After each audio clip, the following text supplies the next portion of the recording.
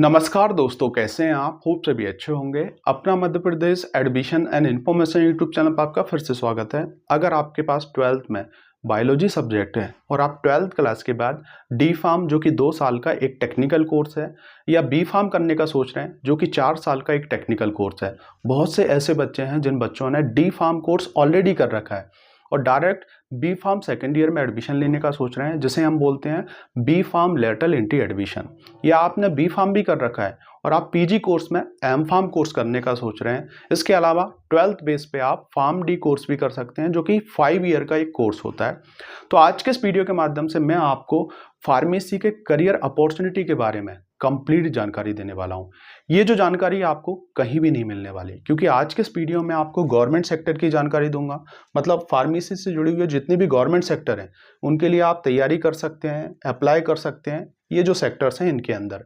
इसके अलावा private sector की हम बात करने वाले हैं, तो प्राइवेट सेक्टर में कौन कौन सी जॉब्स होती हैं उसके बारे में बात करेंगे। साथ ही साथ जो है आईटी सेक्टर में जो है फार्मेसी का क्या स्कोप है उसके बारे में भी बात करने वाले हैं। साथ ही साथ खुद का क्या बिजनेस कर सकते हैं आप। इसके अलावा अगर आपको आगे और पढ़ना है, हायर एजुकेशन के लिए जाना है, तो उसके लिए आप क्या कर सकते हैं। तो पूरा कंप्लीट वीडियो देने वाला हूं फार्मेसी फील्ड से जुड़ा हुआ। ऐसा वीडियो आपको कहीं भी नहीं मिलेगा और मैं आपसे रिक्वेस्ट करूंगा, अगर आपको वीडियो अच्छा लगे तो इस वीडियो को लाइक और इस यूट्यूब चैनल को सब्सक्राइब करना ना भूलिएगा, क्योंकि मैं कितनी मेहनत करके आप लोगों के लिए ऐसे वीडियो प्रोवाइड कराने की कोशिश कर रहा हूं और इसके बावजूद भी आप जो है सिर्फ वीडियो को देखते हैं, लाइक नहीं करते हैं, सब्सक्राइब नहीं करते हैं, तो बड़ा दुख होता है।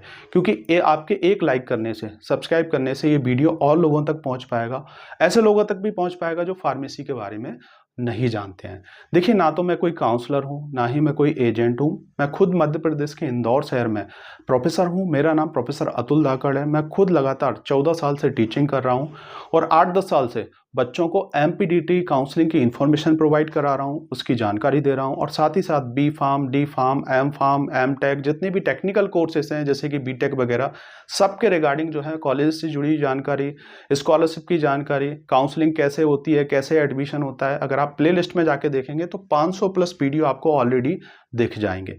आप जाइए, वीडियो को देखिए, अच्छे से चीज़ों को समझिए, अच्छे से काउंसलिंग के बारे में समझिए और अपने लिए एक अच्छे कोर्स का, एक अच्छे कॉलेज का सिलेक्शन करके अपनी लाइफ में एक अच्छी जॉब लेके अपनी लाइफ को अच्छा कीजिए और अपने माँ बाप के लिए कुछ अच्छा कीजिए। सिर्फ और सिर्फ मेरा यही मकसद है।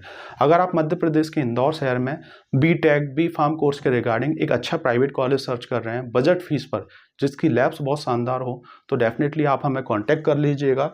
ये हमारा कॉन्टैक्ट नंबर है 6263004068 और एक और कॉन्टैक्ट नंबर है 9179176554। दोनों मेरे पर्सनल कॉन्टैक्ट नंबर है।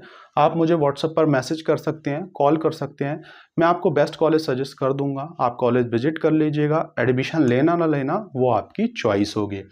तो देखिए, पूरा डिटेल में समझते हैं। इस वीडियो को सिर्फ आपको बिना स्किप किए देखना है। अगर आपने एक भी चीज़ स्किप की तो डेफिनेटली आप कुछ भी चीज़ों को नहीं समझ पाएंगे। तो सबसे पहले हम गवर्नमेंट जॉब्स के बारे में बात करने वाले हैं। अगर आप फार्मेसी करते हैं तो गवर्नमेंट सेक्टर में क्या क्या अपॉर्चुनिटीज़ आपको मिलने वाली हैं और कौन कौन सी जॉब्स जो है जिनके लिए आपको तैयारी करना चाहिए। सबसे पहली जॉब की अगर हम बात करें तो ड्रग इंस्पेक्टर होता है। ठीक है, फार्मेसी के बारे में आप जानते होंगे। फार्मेसी जो है हमें दवाइयों से जोड़ता है, मतलब जो मेडिसिन बनाने वाली इंडस्ट्रीज हैं उससे डायरेक्टली जोड़ता है। और जो एक फार्मासिस्ट का काम होता है वो एक डॉक्टर की तरह ही काम होता है। बेसिकली दवाई देना, किस टाइप से दवाई काम करेगी, मतलब दवाई बनाने से लेके और जो दवाई शरीर के अंदर जाती है वो किस टाइप से रिएक्ट करती है, रिएक्शन करती है, उन सब का जो नॉलेज होता है वो एक फार्मासिस्ट को होता है, एक फार्मेसी फील्ड वाले बच्चे को होता है। तो गवर्नमेंट सेक्टर में जैसे कि ड्रग इंस्पेक्टर की आप तैयारी कर सकते हैं। जितनी भी जो मैं पोस्ट आपको बता रहा हूँ आप गूगल पे जाके सर्च करें, पूरा डिटेल में इनकी इंफॉर्मेशन आपको मिल जाएगी। इसके अलावा ड्रग कंट्रोलर होता है, इसके बारे में भी आप जो है इसकी तैयारी कर सकते हैं और इसके बारे में भी आप गूगल पे जाके सर्च कर सकते हैं। साथ ही साथ ड्रग एनालिस्ट होता है। तो ये जो तीनों पोस्ट हैं काफ़ी अच्छी पोस्ट मानी जाती हैं। अगर इसमें आपकी जॉब लग जाती है तो आपकी लाइफ बिल्कुल सेटल हो जाती है। गवर्नमेंट जॉब है बेसिकली।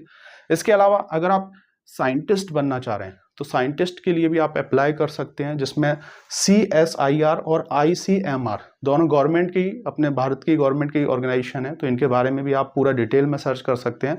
मैं बेसिक जो है आपको एक व्यू देने की कोशिश कर रहा हूँ, बाकी डीपली जाके जो है हर एक पॉइंट्स पे जो है आप गूगल पे जाके सर्च कीजिएगा, देखिएगा और समझिएगा।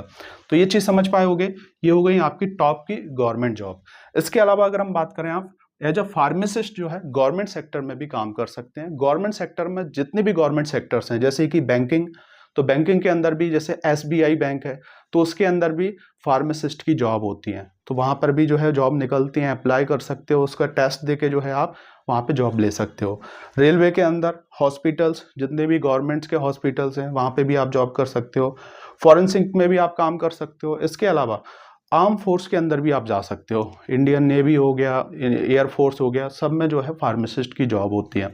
तो जितनी भी जो फील्ड्स होती हैं, है ना, जितनी भी फील्ड हैं गवर्नमेंट सेक्टर के, हर एक जगह जो है आपको फार्मासिस्ट की जॉब देखने को मिल जाएगी, और हर साल ये जॉब निकलती हैं, और इन सब के लिए आप तैयारी कर सकते हो। तैयारी के लिए कुछ अलग नहीं करना है, जो आप B.Pharm के अंदर पढ़ रहे हो वही सब चीज़ें आपको मिलने वाली हैं। उस थोड़ा बहुत जो है जैसे एप्टीट्यूड, रीजनिंग वगैरह आपको थोड़ा बहुत अलग से पढ़ना होता है। साथ ही साथ अगर हम बात करें, जैसे कि गवर्नमेंट कॉलेज में अगर आपको जैसे टीचिंग करना है, तो गवर्नमेंट कॉलेज में भी आप टीचिंग कर सकते हो, जैसे कि असिस्टेंट प्रोफेसर, प्रोफेसर की पोस्ट कर सकते हो। इसके अलावा रिसर्च स्कॉलर आप बन सकते हो, तो रिसर्च स्कॉलर भी एक पोस्ट होती है। तो ये जो है एकेडमिक से जुड़ा हुआ फार्मेसी का करियर स्कोप है। इसके अलावा अगर हम बात करें, फार्माकोपिया जो है कमीशन, इसके अंदर भी जो है आपको जॉब्स देखने को मिल जाएंगी, तो इसके बारे में भी आप सर्च कर लीजिएगा। तो ये जो है गवर्नमेंट सेक्टर है। कुछ लिमिटेड जॉब्स यहाँ पे मैंने लिखी हैं जो सबसे ट्रेंडिंग जॉब्स हैं। इसके अलावा और भी बहुत सारी जॉब आपको देखने को मिल जाएंगी। साथ ही साथ अगर हम बात करें प्राइवेट सेक्टर की, तो प्राइवेट सेक्टर जो है बहुत ही बड़ा है। देखिए, अगर हम बात करें, जो फार्मेसी फील्ड है वो वर्ल्ड का सेकंड लार्जेस्ट मार्केट कवर करता है। जैसे कि देखिए, अभी के टाइम में अगर हम देखें तो दो ही सेक्टर सबसे बड़े सेक्टर हैं। एक तो है आपका कंप्यूटर का सेक्टर, जैसे कि B.Tech CSC की अगर हम बात करें, IT या जो स्पेशलाइज्ड ब्रांच है, बेसिकली कंप्यूटर युग की अगर हम बात करें, और दूसरा है मेडिसिन युग। तो मेडिसिन खाना हम कभी बंद करेंगे नहीं। हर बंदा जो है अपने घर में दवाई रखता है स्टोर करके, जब ज़रूरत होती है उसके हिसाब से उसको यूज़ करता है। तो यही हमेशा चलने वाला मार्केट है बेसिकली। तो अगर हम बात करें, जैसे कि मैंने बताया कि फार्मेसी फील्ड जो है आपको दवाई मैन्युफैक्चरिंग से लेके दवाई कैसे असर करती है, कैसे शरीर में जाती है, सबकी नॉलेज एक फार्मासिस्ट को ही होती है। और कौन सी दवाई देना है इसकी भी नॉलेज फार्मासिस्ट को होती है। डॉक्टर जो है आपको एक सजेस्ट करता है, डॉक्टर एक अलग अपना काम होता है और फार्मासिस्ट का अपना एक अलग काम होता है, लेकिन दोनों एक दूसरे से इंटरकनेक्ट होते हैं और दोनों का रोल सेम ही होता है बेसिकली। देखिए, अगर हम बात करें, जैसे कि आप मैन्युफैक्चरिंग जो यूनिट्स हैं उसके अंदर आप काम कर सकते हो। जितनी भी दुनिया में दवाई बनाने वाली इंडस्ट्रीज हैं, सिप्ला, रैनबैक्सी, मैनकाइंड, जितनी भी इंडस्ट्रीज हैं, उन सब में आप एज अ प्रोडक्शन में काम कर सकते हो, क्वालिटी कंट्रोल में काम कर सकते हो। इसके अलावा क्वालिटी एश्योरेंस में काम कर सकते हो। अगर आपको मार्केटिंग सेक्टर में जाना है, ये तो हो गया मैन्युफैक्चरिंग सेक्टर, इसके अंदर और भी अलग अलग रोल्स होते हैं। मार्केटिंग के अंदर अगर हम बात करें तो MR की जॉब होती है, शायद आपने सुना होगा, मेडिकल रिप्रेजेंटेटिव जो होता है। फॉरेन ट्रेड मैनेजमेंट का भी आप काम कर सकते हो। इसके अलावा अगर हम बात करें, फार्मेसी जो है IT सेक्टर के अंदर भी है। TCS जैसी बड़ी बड़ी कंपनियां और जितनी भी बड़ी बड़ी कंपनियां, वहां पर क्लिनिकल डेटा मैनेजमेंट का काम होता है, क्लिनिकल रिकॉर्ड मैनेजमेंट का काम होता है, मेडिकल कोडिंग का काम होता है। ये सब चीज़ें जो है आपको फार्मेसी फील्ड के अंदर देखने को मिलेंगी IT सेक्टर के अंदर। इस चीज़ को भी आप समझ पाए होंगे। इसके अलावा आप खुद का बिजनेस भी कर सकते हो। जैसे कि आप जानते हैं, जब आप B.Pharm या D.Pharm कोर्स करते हैं तो आप जो है एक मेडिकल लाइसेंस लेने के लिए एलिजिबल हो जाते हैं और आपको एक मेडिकल लाइसेंस मिलता है। तो उसके बेस पे जो है आप अपना केमिस्ट शॉप खोल सकते हो। इसके अलावा होलसेल का काम कर सकते हो। अगर आपको होलसेल का मेडिसिन का काम करना है तो ये भी आप कर सकते हो।